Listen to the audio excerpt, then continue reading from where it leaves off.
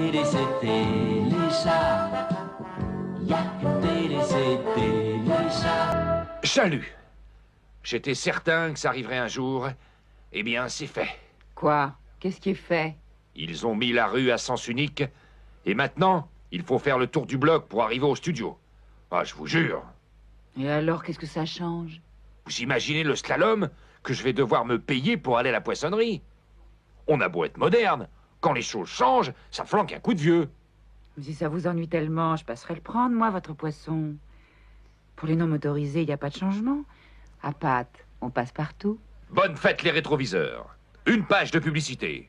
Chalut, et à demain, si on veut bien, c'est fini. Mais qu'est-ce qui vous prend? Ça va pas la tête?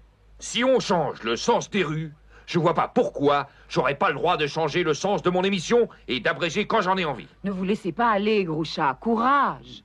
Bon, pour vous faire plaisir alors. Aujourd'hui, c'est le 1er. On est pardi et c'est la Saint-Rétroviseur. Ça tombe bien parce que je sais pas si vous avez remarqué, j'ai un torticolis. Bonne fête à tous les rétroviseurs. Bonne fête. Et puisque les jours se suivent sans s'améliorer, je préfère regarder en arrière parce que dans le temps, même le futur était mieux, comme disait l'ami Valentin. Ah, c'est vous, brosse dure? Eh bien oui, c'est moi, hein. Vous venez bien d'appeler les archives. Pourquoi vous me tournez le dos? J'ai un torticolis, mais ça ne m'empêche pas de vous voir. Et qu'est-ce que vous me voulez? Zut alors. C'est bête parce qu'avec vos questions idiotes, je sais même plus ce que je devais vous demander. Le concert de la SPO. Ah oui, je voulais vous demander si la chorale était prête pour le concert exceptionnel. Moi, je suis prêt. Mais c'est les autres qui chantent pas en même temps que moi. Une tuile de plus. Je suis sûr que ce concert sera une catastrophe. Mais c'est trop tard, les affiches sont imprimées, les caméras sont installées. Tout est en place pour le plus grand flop jamais vu en Mondiovision. Mais vous n'avez pas le droit de manquer de confiance envers des objets qui se font suer pour la bonne cause. Et je préfère ne pas vous dire ce que je pense de votre attitude envers moi, qui suis la vedette de cette chorale. Une page de publicité.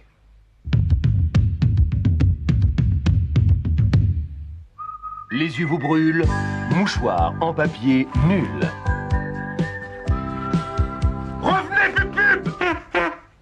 Pour dissiper la pénible impression qu'a pu produire mon partenaire momentanément diminué, je vais vous montrer comment réussir l'aligot aux châtaignes sauvages selon une vieille recette australienne.